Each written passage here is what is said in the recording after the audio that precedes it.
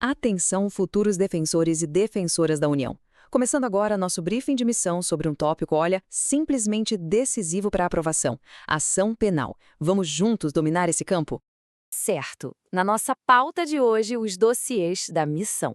A gente vai passar por tudo, tá? Desde o conceito básico da ação penal, passando pelo papel do Estado do indivíduo, até as armas do processo e, claro, como a missão pode ser encerrada. Tudo mapeado.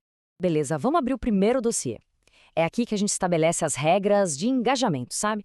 O que é a ação penal e, mais importante, quais são as condições para ela poder, de fato, começar.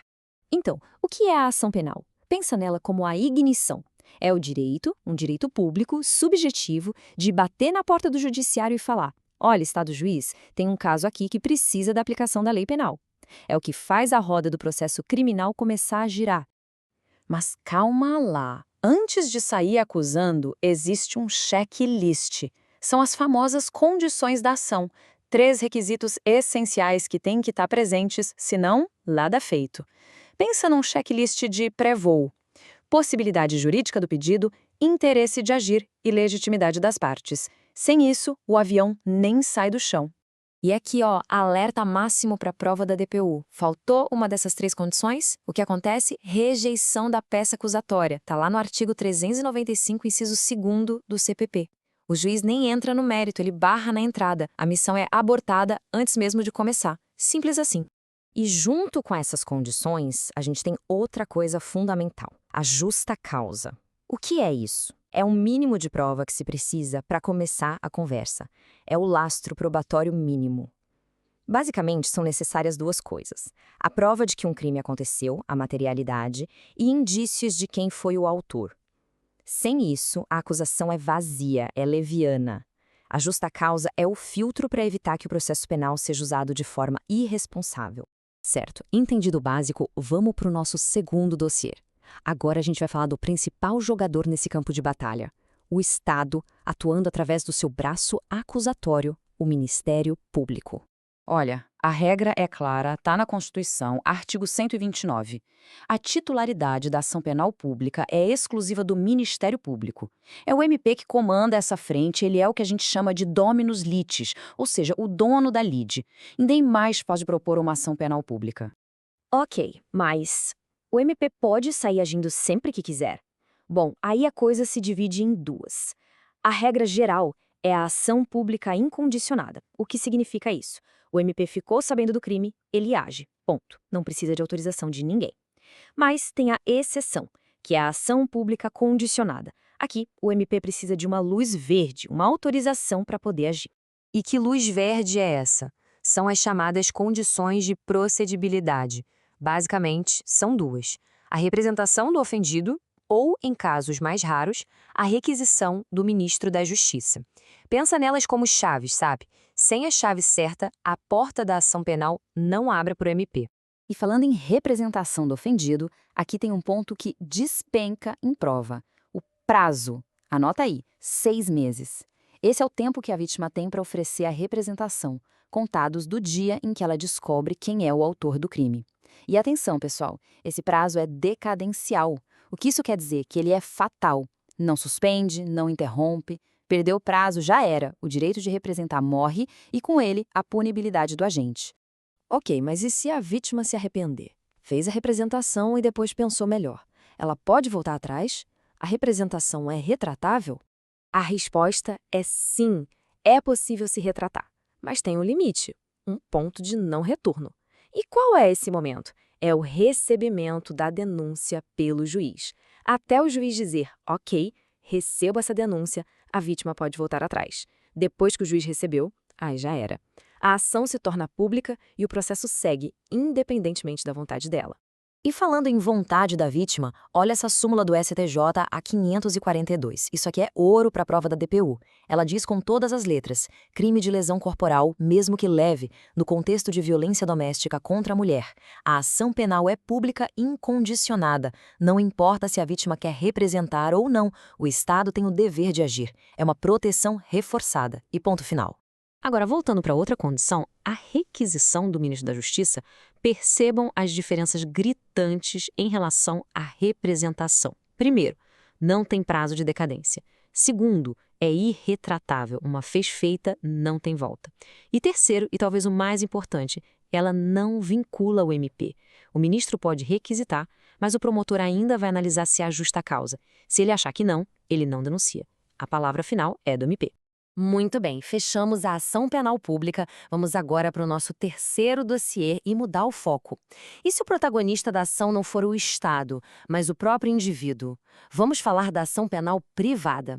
E a ação privada não é uma coisa só, não. Ela tem 3 espécies. Como a gente vê aí no gráfico, a grande maioria dos casos, o padrão, é a ação privada exclusiva.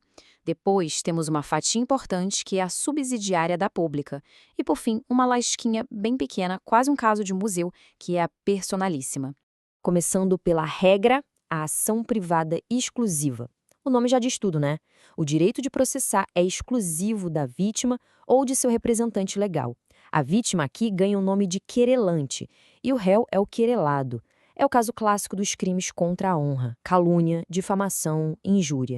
Agora, aquela lasquinha do gráfico. A ação privada personalíssima. O nome já entrega o ouro. Ela é tão pessoal, mas tão pessoal, que só o próprio ofendido pode propor. Mas ninguém, nem cônjuge, nem filho, ninguém. E se o ofendido morrer, por exemplo, antes de propor a ação? Fim de jogo. Extingue a punibilidade. O direito não passa para mais ninguém. E quantos casos existem disso hoje no Brasil? Apenas um. É o crime do artigo 236 do Código Penal sobre induzimento a erro essencial no casamento. Sinceramente, é aquela informação para decorar para a prova e talvez nunca mais usar na vida. Mas na prova, pode ser o ponto da sua aprovação. E agora, a ação privada subsidiária da pública. Pessoal, atenção máxima aqui, porque isso é o dia a dia da Defensoria Pública. Essa ação é o plano B.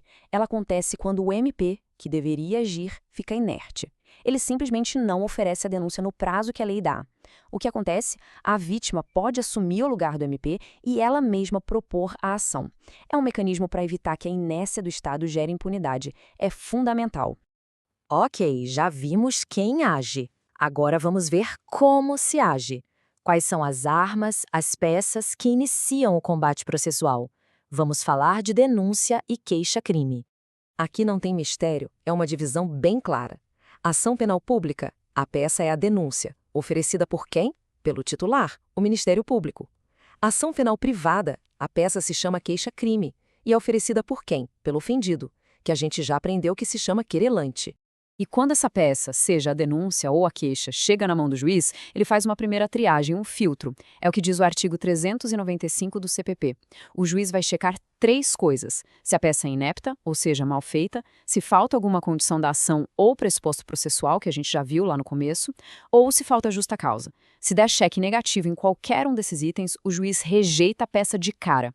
Agora, se a peça passar por esse filtro, se estiver tudo ok, o que o juiz faz? Ele recebe a denúncia ou a queixa. E esse recebimento é o marco que inicia o processo. A partir daí, a máquina gira. O juiz manda citar o acusado para ele apresentar a sua resposta à acusação no prazo de 10 dias. Beleza, e para fechar nossa missão de hoje, vamos ao último dossiê. Como uma ação privada pode acabar antes do fim? Vamos falar das formas de extinção da punibilidade específicas da ação privada: renúncia, perdão e perempção.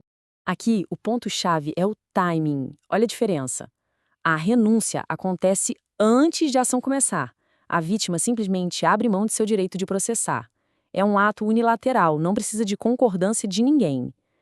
Já o perdão acontece depois que a ação já começou. O processo está rolando e o querelante decide perdoar o querelado. Só que aqui o ato é bilateral, o perdão só vale se o réu aceitar. Afinal, ele pode querer provar a sua inocência. E por último, a perempção. O que é essa palavra esquisita? Pensa nela como uma punição, uma sanção processual para aquele querelante que começa a ação e depois abandona. Ele é negligente, desidioso. O direito não socorre quem dorme, né? Então, se ele abandona o processo, ele perde o direito de prosseguir com a ação. E quando isso acontece? O artigo 60 do CPP traz as hipóteses. Por exemplo, se o querelante deixa de movimentar o processo por 30 dias seguidos. Ou se ele, sendo pessoa física, morre e ninguém da família assume o processo. Ou ainda, se ele é intimado para um ato e simplesmente não aparece sem justificativa. Todas essas situações são vistas como abandono e levam à perempção. Mas atenção, pega o marca-texto agora.